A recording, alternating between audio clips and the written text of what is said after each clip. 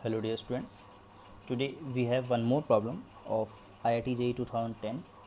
So in this problem आपको बोला गया है P is any odd prime number, ठीक है, बिकॉज सारे प्राइम नंबर्स ऑड ही होते हैं except to.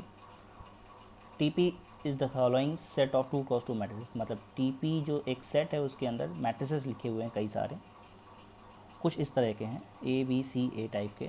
A B C क्या है, नंबर्स हैं फ्रॉम 0 to P-1.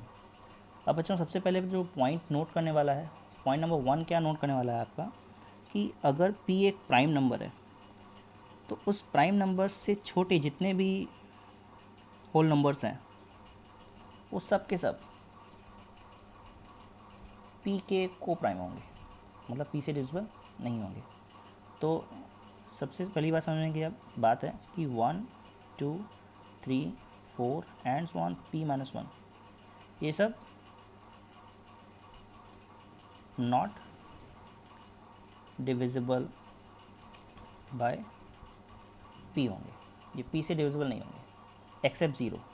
ठीक है, zero will be divisible by P, but 1 2 3 4 सारे के सारे P से डिविजिबल नहीं होंगे बिकॉज ये सारे P के लिए को प्राइम होंगे. ओके, चलिए now let's come to this problem. Number of matrices A in TP, ठीक है, such that A is either symmetric or skew symmetric or both and determinant of A is divisible by P. तो हमको matrices या तो symmetric चाहिए या skew symmetric चाहिए या दोनों हो जाए, लेकिन determinant of A divisible by P होना चाहिए. Okay, so let us talk about A is symmetric. तो अगर A सिमेट्रिक है तो अगर A सिमेट्रिक है तो मैट्रिक्स कैसा होगा, A B C है, तो this implies that B is equal to C होगा. बिल्कुल, अगर मैट्रिक्स सिमेट्रिक है तो B is equal to C होगा. हाँ जी, तो अगर B इक्वल टू C है तो मैट्रिक्स कुछ ऐसा आएगा A B B. Okay, now अब ऐसे कितने मैट्रिसेस होंगे ये हमें काउंट करना है, but we want what, we want determinant should be divisible by P. तो देन मॉड A क्या होगा, मॉड A आपका हो जाएगा A² minus BC. C is B तो B², मतलब A plus B A minus B. We want what, we want it to be divisible by P. तो बच्चों A plus B A minus B P से divisible कब होगा, ठीक है, इसके लिए 3 केसेस बनेंगे. Case 1, if A plus B divisible by P हो जाए. ओके, तो A plus B divisible by P कैसे हो सकता है, तो बच्चों यहाँ से समझो, क्योंकि A आपका क्या है, A B ये कहाँ से बिलोंग कर रहे हैं 0 1 2 एंड सो ऑन P-1 तक. तो आपको चाहिए A plus B divisible by P. तो अब आपको थोड़ा सोचना पड़ेगा कि A plus B divisible by P होना चाहिए, तो A और B क्या क्या हो सकते हैं, ऑर्डर पेयर्स. ठीक है, ऑर्डर पेयर्स A, B क्या क्या हो सकते हैं. तो A, B के ऑर्डर पेयर्स क्या क्या हो सकते हैं, या तो अच्छा A 0 अगर ले लोगे तो P-1, तो 0 प्लस P-1 तो डिविजिबल बाय P नहीं आता. 0 प्लस कोई भी इससे छोटा नंबर करोगे तो भी P से डिविजिबल नहीं होगा. तो 1 कैन बी 1 कामा P-1, इस तरह 2 कामा P-2, इनका सम भी P से डिविजिबल हो जाएगा and so on. So number of ordered pairs आपके आ जाएंगे 1 2 एंड सो ऑन. लास्ट में अगर आप इसको A को P-1 ले लोगे, अगर A को आप P-1 ले लेते हो तो B आपका 1 हो जाएगा, तो इनका सम भी पी से डिविजिबल हो जाएगा। और कोई नंबर ए और बी के पेयर्स ऐसे नहीं हो सकते जिनका सम आपको डिविजिबल बाई पी मिले। ओके, तो ठीक है, तो नंबर ऑफ ऑर्डर पेयर्स कितने हो जाएंगे, p minus 1। Now you have to think about this कि वेदर इज करेक्ट और नॉट। Definitely is correct because I am saying, so you can think कि क्या और कुछ तो नहीं होगा।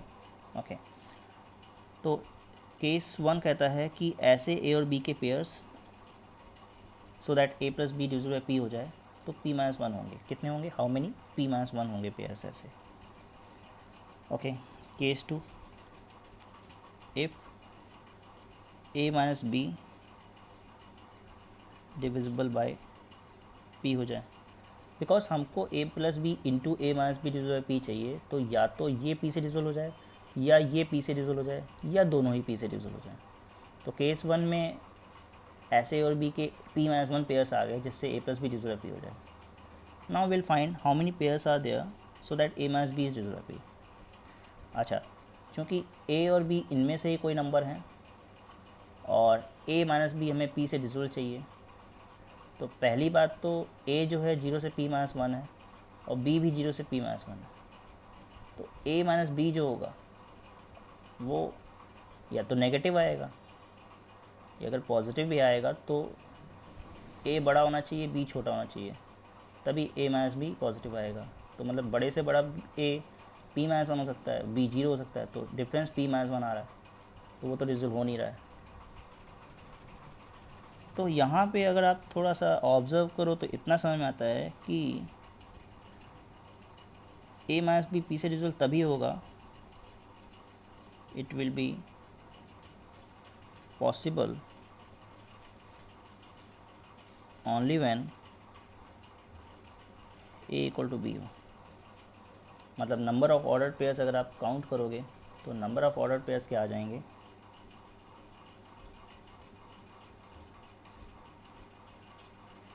Now you can pause your video and you can think about this. Now number of order pairs क्या हो जाएंगे जिसमें a इक्वल टू बी हो सो that a minus B divisible by P हो। तो एक तो 0,0 हो जाएगा, ठीक है, 1,1 2,2 ऐसे कितने आ जाएंगे, p ऑर्डर पेयर्स आ जाएंगे। अच्छा, ध्यान रहे इसमें 0, समथिंग नहीं आया है, इसमें आ गया है 0,0। अच्छा, case 3, if both a plus B a minus B divisible by p हो। तो बच्चों ऐसे कोई पेयर होंगे जो a प्लस बी और a माइनस बी दोनों ही एक साथ p से डिविजिबल हो जाएं। a plus B divisible p होने के लिए पेयर्स आपको ये मिले थे, और इनमें से कोई भी पेयर आप देख लो तो a माइनस बी p से डिविजिबल तो नहीं आता, क्योंकि 1 माइनस p प्लस 1 आएगा तो 2 माइनस p आएगा, और 2 माइनस p एक प्राइम नंबर है, सो उससे डिविजिबल तो नहीं होगा। सो ऐसे कोई भी नहीं होंगे number of order pairs will be 0 जिसमें दोनों ही p से डिविजिबल हो जाए। दोनों ही p से डिविजिबल हो जाए मतलब इन दोनों के कॉमन ऑर्डर पेयर्स, इनके order pairs a equal to B type के हैं, इनके order pairs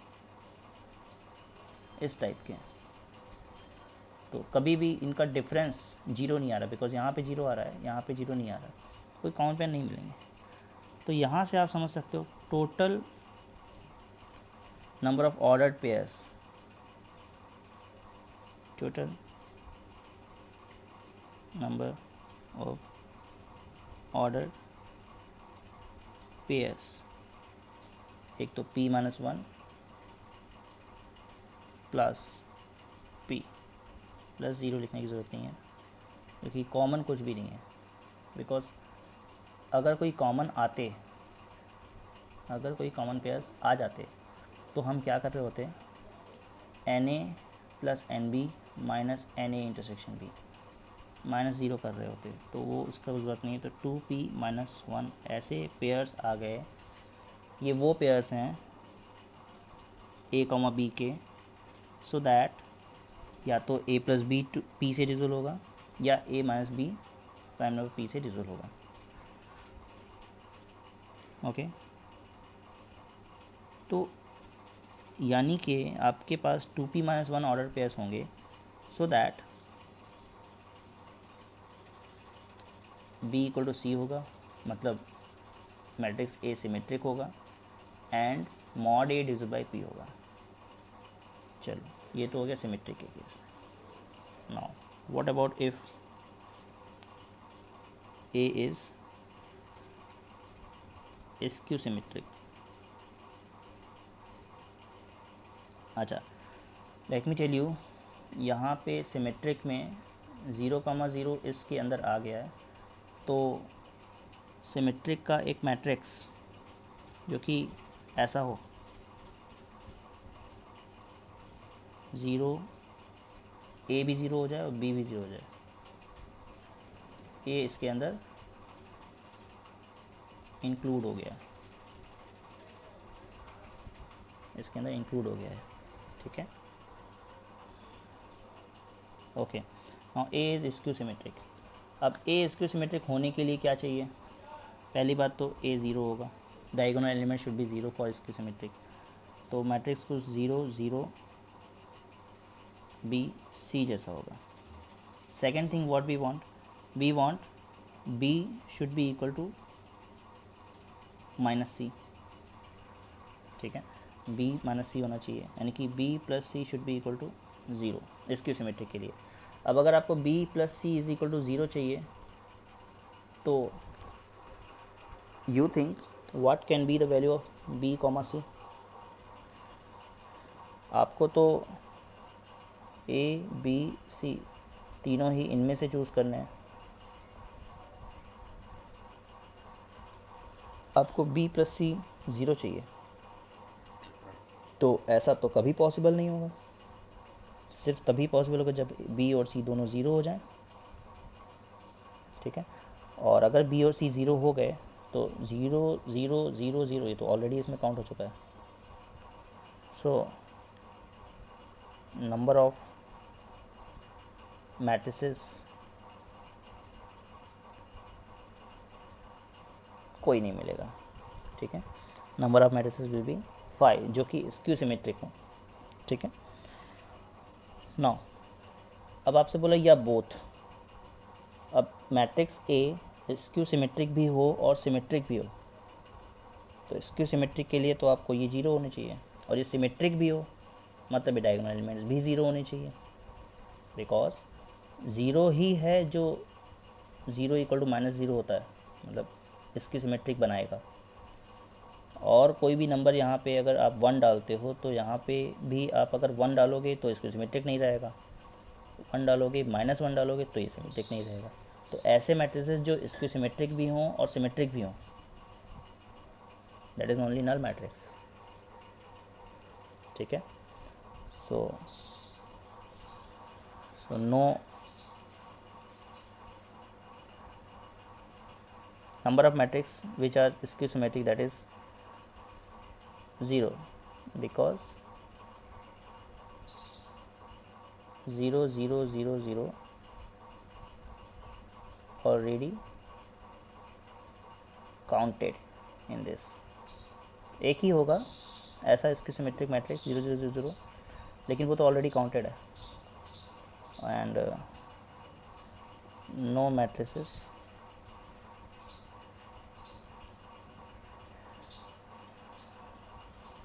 no countable matrix, no matrix with symmetric and skew symmetric both, because that is only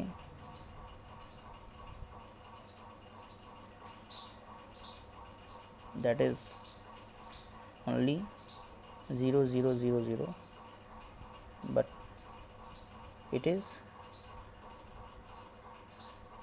already counted. So final answer आपका क्या हो जाएगा, number of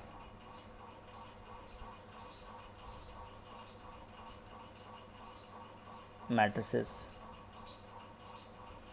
A will be equals to 2p minus 1. यही हमारा answer हो जाएगा बच्चों. So I hope you got the solution. If it's clear, then please like this video. If it's not clear, then please mention in the comment where you are lagging. Thank you.